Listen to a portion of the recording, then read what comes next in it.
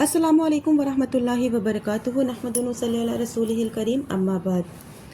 आपको मालूम होगा या आपके साथ ऐसा कभी ना कभी ज़रूर हुआ होगा कि किसी को अगर कोई छोटी मोटी कुर्सी या कोई ओहदा मिल जाता है तो वो अपनी शान बान में अकड़ा रहता है। लोगों से सीधे मुंह बात नहीं करता। मुंह से अगर कोई गलत बात निकल भी जाए तो वो इससे रुजू करने के बजाय उसको निभाने की कोशिश करता है, और अपने मातहतों के लिए कोई उसूल और ज़ाब्ता बना दिया तो गलत साबित हो जाने के बाद भी इसको निभाने के लिए हर कुर्बानी बर्दाश्त करेगा, लेकिन रुजू करके नाक नहीं कटाएगा। लोगों की जान माल का ज़िया हो, तमन्नाओं और आरजुओं का खून हो, हक तलफियाँ हो, सब गवारा है, लेकिन हक कबूल करने की शान घटे, ये कैसे ही हो सकता है।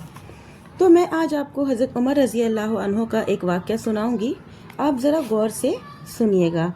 कहीं से कोई काफ़िला मदीना आया हुआ है और मदीने से बाहर इसका पड़ाव है। हज़रत उमर रज़ी अल्लाह अन्हो मामूल के मुताबिक रात में पहरा देने निकले। एक खेमा के पास से गुजर हुआ। अंदर से किसी शेरख्वार बच्चे के रोने की आवाज़ आई। आवाज़ सुनकर रुक गए और माँ को ताकीद की कि बच्चे को न रुलाए। ये कहकर आगे बढ़ गए। थोड़ी देर बाद जब इसी रास्ते से वापस हुए तो फिर इसे शेरख्वार बच्चे को रोता पाया। रोने की आवाज़ सुनकर गुस्सा हो गए और माँ को तंबीह की कि तुम बड़ी बेरहम माँ हो, कहने पर भी बच्चों को नहीं बहलाती हो। माँ ने कहा, तुम खामखा मुझे तंग कर रहे हो, तुम्हें असल बात मालूम नहीं है। बात असल ये है कि उम्र ने इसे उसूल बना दिया है, जब बच्चा दूध पीना छोड़ देगा तो इसका वजीफ़ा बैतुल माल से जारी किया जाएगा। इसलिए मैं अपने बच्चे का वक्त से पहले दूध छुड़ा रही हूँ और इसी वजह से बच्चा रो रहा है।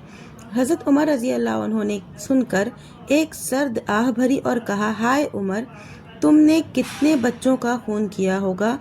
उसी दिन सुबह होते ही हज़रत उमर रज़ी अल्लाह अन्हु ने ये ऐलान करा दिया कि आज से जिस दिन बच्चा पैदा होगा उसी दिन से उस वजीफ़ा सरकार से जारी कर दिया जाएगा। उसका वजीफ़ा सुना आपने। हज़रत उमर रज़ी अल्लाह अन्हु अपने सारे जलाल और रोब व अदाब के बावजूद अपने फ़ैसले और उसूल के खिलाफ एक हक़ को किस तरह कबूल कर रहे हैं।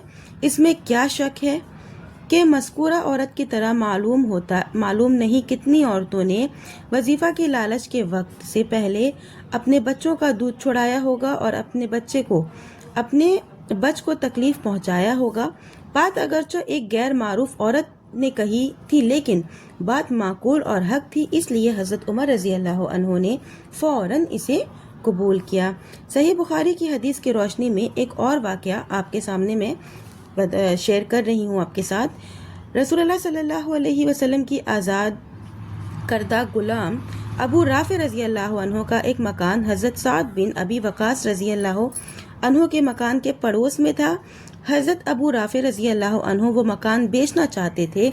लोगों को इल्म हुआ तो उस मकान का दाम 5000 दिरहम किसी ने लगाया, लेकिन वो पड़ोसी नहीं था।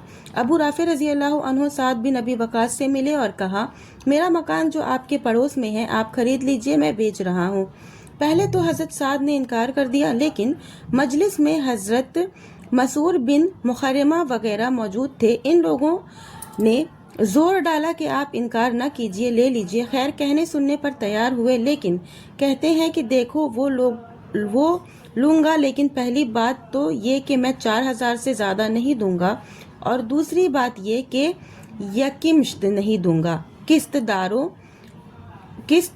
वारूंगा। हज़रत अबू राफ़े रज़ी अल्लाह अन्हु इस खसारे पर भी तैयार हो गए और कहा, लौला अन्नी समिअतु रसूलुल्लाह सल्लल्लाहु अलैहि वसल्लम यक़ूलुल अजारु अहक्कु बिही मा आतैतुकुहा बिअरबिअत लिअलफिन इन्नमा ऊतिया बिहा खमसा मिअती दीनार।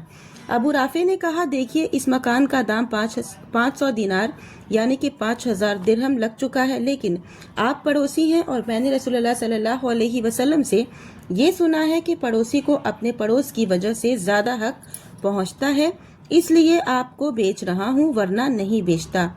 अब सुना आपने, ऐसा नहीं है कि अगर हक नहीं है, ज़्यादा कीमत पर ग्राहक मौजूद है, लेकिन इसके बावजूद अबू राफ़े دو نقصان برداشت کر رہے ہیں، ایک تو دام کم، دوسرا قسطوار نفس اور طبیعت کا تقاضا تو یہ ہے کہ اپنا فائدہ مد نظر رکھا جائے اور جو زیادہ قیمت دے رہا ہے اس کو بیچ دیا جائے، لیکن یہ اس حق کے خلاف ہو جاتا جو نبی کریم صلی اللہ علیہ وسلم نے فرمایا ہے۔